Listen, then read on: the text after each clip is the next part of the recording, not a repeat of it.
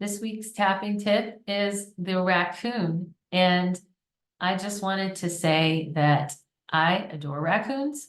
I know some people think they're annoying and like pests and menaces, although they can be for sure at my house. But even though like sometimes they can steal things, like they're always stealing the things we put out at night. Like we'll put fruit and stuff out on this little ridiculously cute tiny picnic table that we made for the birds and for the squirrels. And at night, the raccoons come and, and the possums too, and they get whatever's on the table. So it's usually like apples, something like that. But recently we've been noticing that we put this sweet cake in the side of this one bird feeder, it's for the woodpeckers, and it's just like this big fat square sweet cake that's like, really it's just made of sugar probably mostly. But lately we put these new sweet cakes in, and then we come out in the morning and they're missing. They're just gone, like the whole thing. They're not anywhere on the ground. I'm like, okay, I know a squirrel couldn't have done that. They're not big enough and strong enough. And so I can only imagine that some, like black ops with the raccoons where somehow they're cooperating to climb up the pole and be sneaky and do this, get these sweet cakes like with their little hands, like pull them out of the little holders. And so in my imagination, that's what's happening. Anyway, I'm off track, but I just think they're so cute. And every once in a while, I can get a glimpse of them. I look out the front window and they may come kind of early in the evening, like right after it gets dark. And I just think they're adorable. So anyway, they inspire me all the time. And I just think that it is a good pairing with this idea when we're talking about inner child work, and that we feel like we can't be who we really are, right? We have to put on a mask. We have to pretend that we're someone else. So we have to pretend, we play a role, we go along with things. Because we learned somewhere in childhood that it wasn't safe to just be ourselves, to express what we were truly feeling or thinking, whether that be through direct experience or just maybe observing. A lot of times it's just observing our world. It's observing what other people are going through.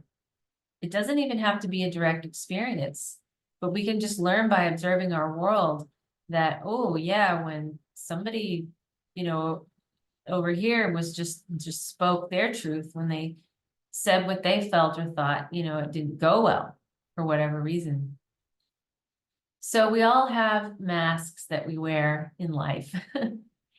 And I'd like to think that this work that we're doing, this deep work that we're doing with tapping and parts work and whatever other work that you're doing personally for your personal development, that it's allowing us to become aware of these false selves that we're holding up, these falsehoods, and that we can feel comfortable enough to start dropping some of those masks and to be able to feel safe.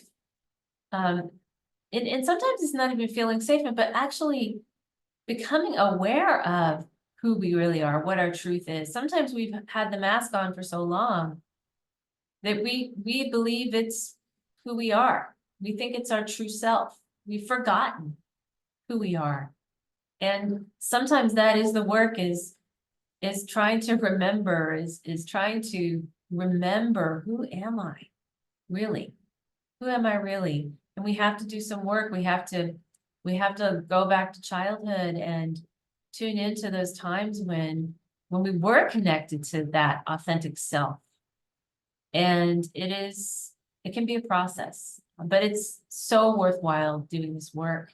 It's so worthwhile when you can feel safe being yourself and, just go out into the world and just know you don't have to adapt yourself to whatever situation you're in and try to kind of dance around and manage everybody else's emotions. You can just be yourself and be at ease. And that to me is like the ultimate freedom. So I hope that this tapping tip of the week has inspired you and helped you with your healing journey. So go ahead and tap with me on the side of the hand. Even though I've worn a mask to feel accepted, I might discover that my true self is enough. Let's go to the eyebrow. I've been hiding behind this mask for so long. Side of the eye. It feels safer to stay hidden sometimes. Under the eye. What if I don't need this mask anymore? Under the nose. I'm open to believing I'm enough, just as I am. On the chin. Maybe my true self is worth showing to the world. Collarbone. I trust that being authentic brings me closer to love and abundance. Under the arm. I'm discovering the freedom of letting my true self shine. And on the top of the head. My true self is more than enough. Take a deep breath in and out. Thank you for tapping with me today. I can't wait to see you next time. Bye-bye.